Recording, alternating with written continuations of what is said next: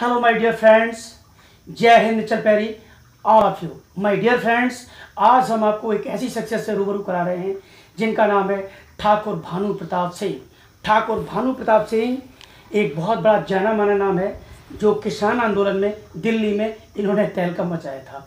My dear friend, जिला एटा, विधानसभा जलेसर, उसमें एक गांव है छोटा सा नगला सुखदेव सराय, यहाँ के ये रहने वाले हैं। और सही बात, मैं यहाँ पर ही इंटरव्यू लेने आया हूँ, इनके गांव में, इनके घर पे मैं इनका इंटरव्यू ले रहा हूँ। माय डियर फ्रेंड्स, यदि आपको वीडियो अच्छा लगता है, यदि इंटरव्यू अच्छा लगता है तो प्लीज़ इसको लाइक, शेयर, सब्सक्राइब जरूर करिएगा।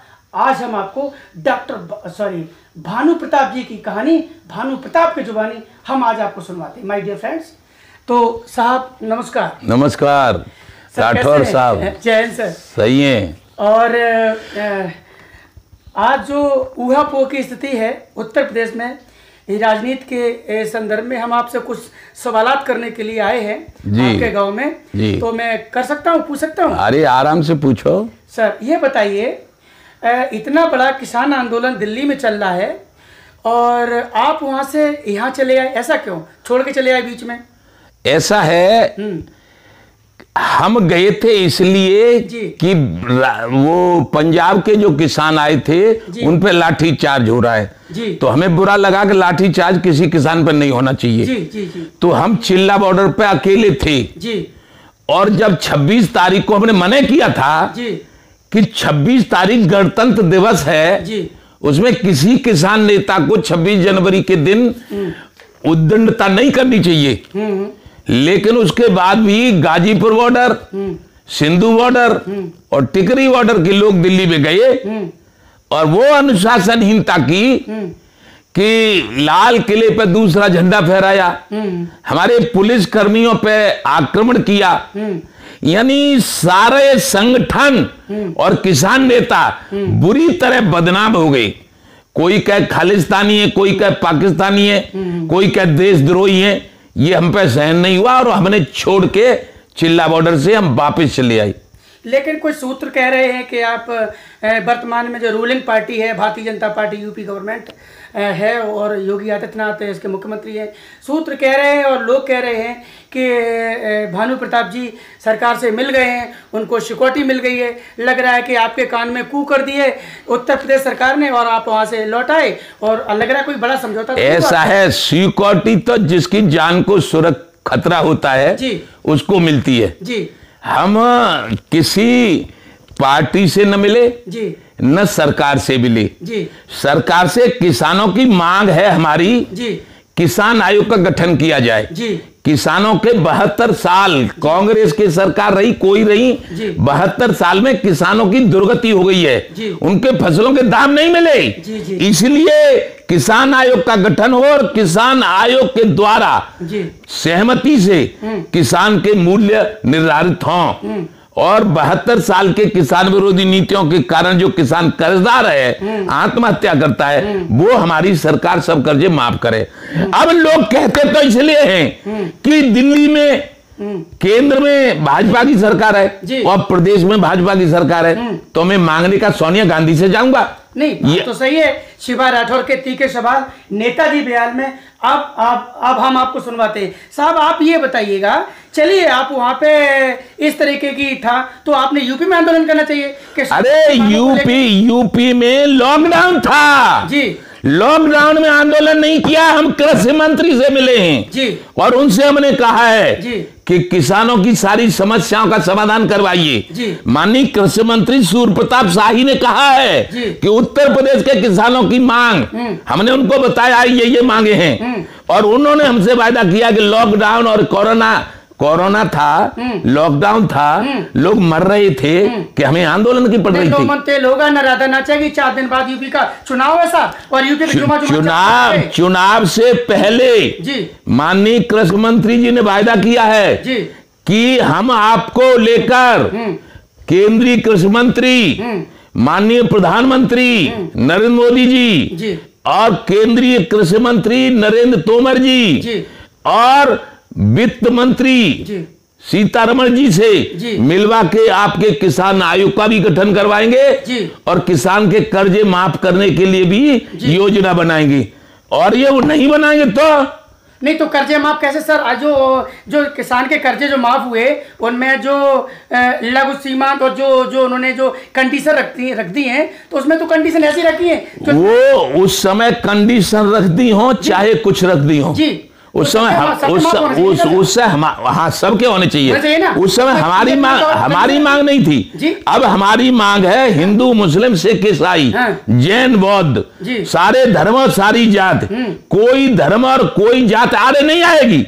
जो किसान हैं जिस किसान पे बैंक का कर्जा होगा वो सब माफ किए जाएंगे। सर कैसे यूपी गवर्नमेंट कहती है भारत सरकार कहती है कि किसानों की आय दोगुनी हो गई है सर। अरे कैसे न तो आय दोगुनी हुई अभी न तो आय दोगुनी हुई जी। ये दोगुनी आय कैसे होगी जी?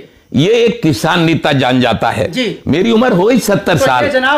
ये जनाब योगी आदित्यनाथ को बताइए, जनाब मोदी जी को बताइए, मैं को बताइए किसानों की दोगुनी आय नहीं हुई है। मैंने बता दिया है जी। दोगुनी आय नहीं हुई है जी। दोगुनी आय तब होगी तब लागत मूल्य का 1.5 मिलेगा। इस समय सरकार में बैठे लोगों को कोई भी सरकार हो चाहे वो भाजपा की हो चाहे कांग्रेस की थी जी, किसी को नहीं मालूम लागत कितना आता है, कितना धान में लागत लगता है, कितना गन्ने में लागत लगता है, कितना गेहूं में लागत लगता है। ये तो हम बताएंगे। किसान आयोग बनेगा वो बताएगा किसान आयोग। लेकिन कब बनेगा? अब बनेगा। कब? अब चुनाव से पहले, यूपी के चुनाव से पहले बनेगा। मेरे ये बताओ सर, जब विधायकों के भत्ते, विधायकों की पेंशन, विधायकों के जो खर्चे होते हैं उनके लिए ये अपना मसौदा बनाते हैं और खुद टेबल बजा के थपथपा के और उसको पास कर लेते हैं। क्या किसानों के जो किसान की बढ़ोतरी की आय की बढ़ोतरी के लिए एक बार अगर विधायक हो जाता है तो वो 7 पीढ़ी के लिए इकट्ठा कर देता है? और किसान की आय दोगुनी करने के लिए सरकार ने घोड़े खोल दिए। ऐसा क्यों कि अभी तक दोगुना तो बहुत बड़ी बात है कि वो 2 वक्त की रोटी के लिए मोहताज है। ऐसा है। देखिए मैं बताऊं आपको, आपकी बात 100% सही है जी। किसान बेहाल है, किसान बेचारा है, किसान आत्महत्या करता है जी। लेकिन देश में कोई किसान नेता जी सब अपनी बड़ी होशियारी फेल रहे थे जी। कोई कहता बिल वापस करो जी, कोई कहता एमएसपी पर रेट तय करो। एमएसपी सरकार तय करेगी तो क्या पता है सरकार को? सरकार सुनिए, एमएसपी किसान आयोग भानु प्रताप सिंह बताएगा, वो तय होगी, तब आय दोगुनी होगी। और इस काम को मैं करने के लिए आंदोलन करने जा रहा था, लेकिन इससे पहले उन लोगों ने आंदोलन छोड़ दिया जिनको कोई अनुभव किसानों का नहीं है। वो तो अपने पेट्रोल पंपों में, 5 सितारा होटलों में, उल्टे सीधे कामों में, अथॉरिटी से पैसे के लेन देन में उसमें लग रहे थे। उन्हें क्या पता है कि गेहूं कैसे पैदा होता है, आलू कैसे पैदा होता है, गन्ना कितनी लागत से पैदा होता है। हमें मालूम है और हम खेती करते हैं। इसलिए हमने कृषि मंत्री से बात कर ली लखनऊ जाकर। आपने योगी आदित्यनाथ को बताया? योगी आदित्यनाथ को 17 मार्च को बता दिया था जी। और उन्होंने भी वायदा किया था जी। लेकिन उन्होंने भी यही कहा था कि लॉकडाउन खत्म हो जाने दो। अब लॉकडाउन खत्म है। अब हम 4-6 दिन में लखनऊ जा रहे हैं और माननीय उत्तर प्रदेश के मुख्यमंत्री जी से और कृषि मंत्री जी से दोनों से निवेदन करेंगे कि आप हमारी बात को लेकर, क्योंकि हम उत्तर प्रदेश के मूल निवासी हैं, इसलिए दिल्ली चलिए और प्रधानमंत्री जी से और कृषि मंत्री जी से, और कृषि मंत्री ने भी हमसे वायदा किया है। कृषि मंत्री कौन? नरेंद्र तोमर जी से। राजनाथ सिंह और नरेंद्र तोमर जी से हम मिले थे। उन्होंने ये कहा था कि इसमें किसान आयोग में प्रधानमंत्री जी और हम कृषि मंत्री और वित्त मंत्री 3 लोग मिलकर तय कर पाएंगे किसान आयोग का मसौदा। तो उन्होंने, लेकिन तब से ये लॉकडाउन बीमारी जो बढ़ी है उसमें हम देखिए, दया धर्म का मूल है, पाप मूल अभिमान तुलसी दयान छोड़िए जब लग घट में प्राण। क्या बात है, क्या बात। तो अब जब आदमी मर ही रहे थे तो हमें किसान आयोग की और कीमत की पड़ रही थी कि उन्हें प्राण बचाने की पड़ रही थी। बहुत सुंदर। एक अगला सवाल है हमारा आपसे।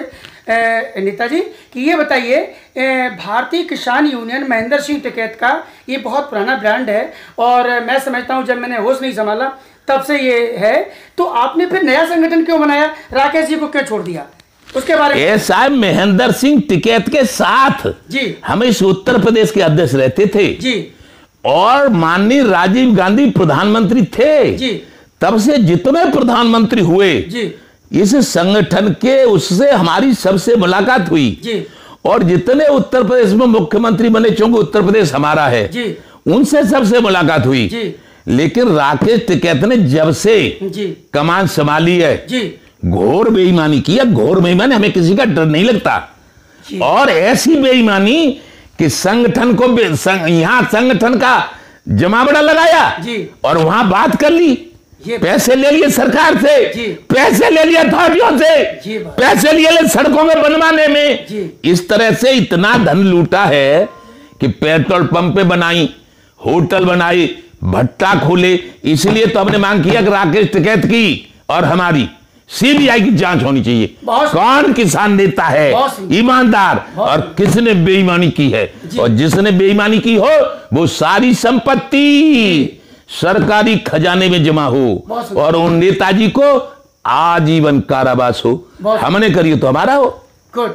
आज आपने जो अपने अमूल्य समय में से जो टाइम निकाल के दिया, माय डियर फ्रेंड्स, दर्शकों आपने देखा है कि शिवा राठौर के तीखे सवाल, नेताजी बेहाल, इसे देखना ना भूलिए। यदि आपको वीडियो अच्छा लगता है तो प्लीज इसे लाइक शेयर सब्सक्राइब इतना करिएगा कि देश के कोने कोने तक पहुंच जाए कि राकेश टिकैत के ऊपर जो संगीन आरोप हैं, राकेश टिकैत ने जो किया है उसका बिल्कुल हमारे ठाकुर भानु प्रताप जी ने जो यहाँ पे अभी कैमरे के सामने बोला है, निसंदेह इसमें दम है। और राकेश टिकैत अगर आप सुन रहे हैं, अगर आप देख रहे हैं तो अपने आप को संभलिए और देखिएगा कि किसान जाग चुका है। माय डियर फ्रेंड्स, यदि वीडियो अच्छा लगता है तो प्लीज लाइक शेयर सब्सक्राइब जरूर करिएगा। ठाकुर साहब मेरा आपसे निवेदन है कि मेरा चैनल अभी जुमा नया है, कृपया करके चैनल के लिए 2 शब्द बोलिएगा और लोगों के लिए 2 शब्द बोलिएगा। राठौर साहब जी, आप यहाँ हमारे गांव में और मेरे घर में आए जी, इसलिए आपका बार बार स्वागत और अभिनंदन है जी। और आपके चैनल का भी जी मैं स्वागत करता हूँ जी। और मैं इसको चैनल को 70 साल उम्र है, और मतलब मेरी 70 साल उम्र है, और ब्रज के ब्रजसन पूज्य रमेश बाबा ने मेरा ये भारतीय किसान भानु बनाया है, और उन्होंने मुझे आशीर्वाद दिया है, वो ही मेरे संरक्षक हैं।